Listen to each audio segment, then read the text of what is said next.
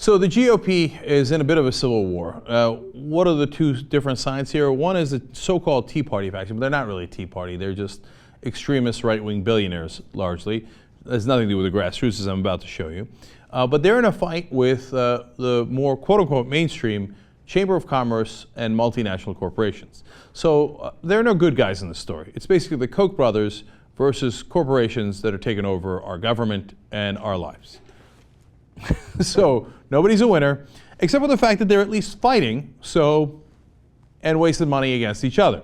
Now, the guy who loved the Citizens United decision was Mitch McConnell. He's the leader of the Republicans in the Senate, and he keeps talking about how corporations and individuals being able to spend unlimited money in politics is freedom.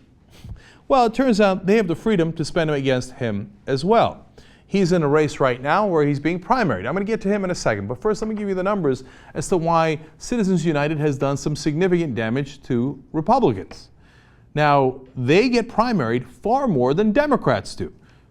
Now, look, overall I support the primary process. I wish the Democrats would get primaried a hell of a lot more. Run some real progressives instead of the corporatist Democrats that we have. But of course, that's not the way the system works. So now, let's take a look at 2012 congressional primaries, and you begin to get a sense of the disparity. In GOP primaries, there was $36 million spent. In Democratic primaries, there was only $10 million spent, meaning that the Republicans are fighting each other to a much greater degree, and to some degree doing damage to one another. Now, I think in the meanwhile, they're pushing policy all the way to the right, right? So in some sense, it's mission accomplished. But in terms of politics, they're hurting each other and sometimes hurting each other pretty bad and spending a lot of money to do so. In fact, Caton Dawson, who's the GOP chairman in South Carolina, says, right now the Republicans all have their cannons aimed at each other, and the Democrats are getting a free ride. Well, that's partly true. Now, there are a number of conservative groups who've decided, yeah, you know what, we're going to go after fellow Republicans, including Club for Growth and the Senate Conservatives Fund. Club for Growth even has a website that's called, quote, Primary My Congressman. So they're obviously in the business of doing this significantly. Now, since Citizens United, they've actually gotten a lot stronger. In the 2008 cycle, before Citizens United, they spent $10.3 million.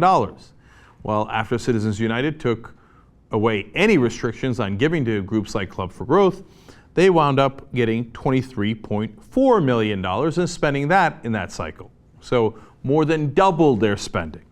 Now, groups like Club for Growth pretend that they're grassroots Tea Party groups or super conservative right-wing groups. They're like, but it's grassroots. We're just trying to represent the American people. Is that right? Well, let's find out. Washington Post explains. More than $12 million of the money that Club for Growth Action raised in the last cycle came in the form of 6- and 7-figure checks from donors such as tech investor Peter Thiel, private equity titan John Childs, New Jersey investor Virginia James, and Texas home builder Bob Perry, who each gave at least $1 million, according to campaign finance records. Wow, so grassroots, more than half of your money comes from people giving $1 million checks. It ain't grassroots.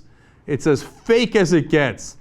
It's rich people saying, no, I want even lower taxes and less regulation. If I'm a banker, let me rob more. And then if I get in trouble, make the taxpayers for it.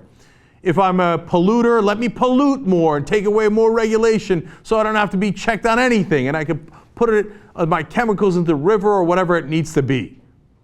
Now, the corporate guys are saying, hey, listen, guys, we're pretty good at this. I mean, over the last 40 years, we've basically robbed the American people blind. Whatever extra money that they were owed because of their gains in productivity, we took and put it in our pockets. The executives did, the shareholders did, our investors did. Leave well enough alone.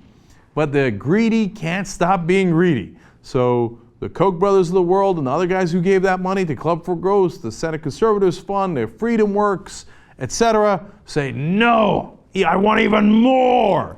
And that's who's fighting one another now. In fact, the Senate Conservatives Fund is putting in $1 million to help Matt Bevin run against Mitch McConnell in a primary in Kentucky. $1 million. They've already put that in. And they're not alone. Freedom Works, that's the Koch brothers group, says when it's time to bring out the vote, well, they're going to put in another $500,000 to get out the vote in favor of Matt Bevin. In fact, right now, these groups have ads out there against Mitch McConnell where they say, quote, he helped Barack Obama and Harry Reid fund Obamacare. What's that I hear, Mitch McConnell? You calling for Wolfpack? What happened? I thought money going into these races was freedom. All of a sudden, when it's money against you, you're like, yeah, well, I mean, maybe we should get money out of politics. Now, to be fair to Mitch McConnell, he hasn't said that yet. In fact, he's, of course, gone in the opposite direction.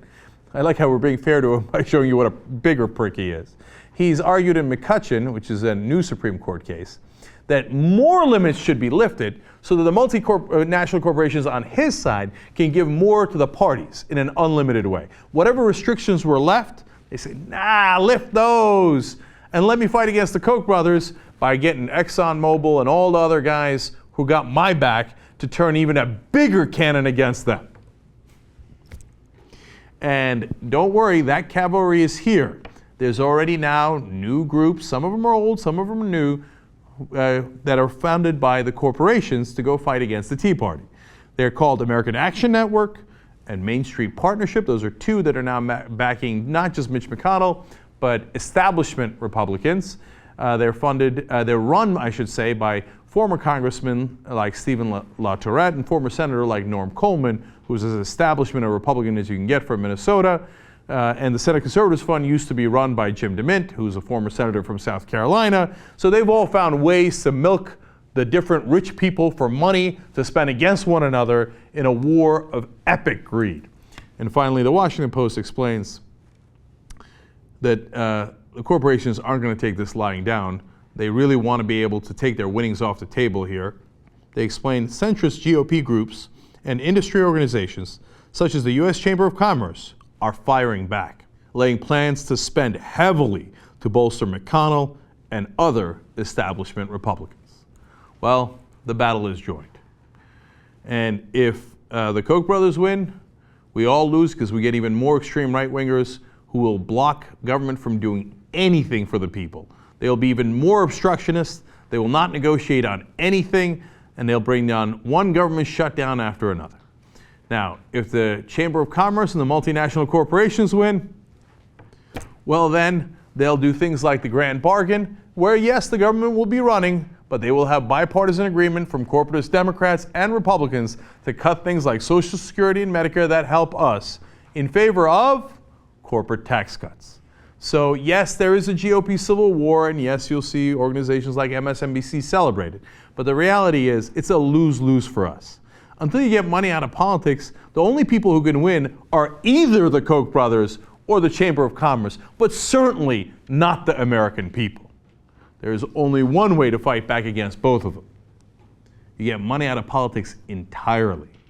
You know who's doing that. wolf-pac.com.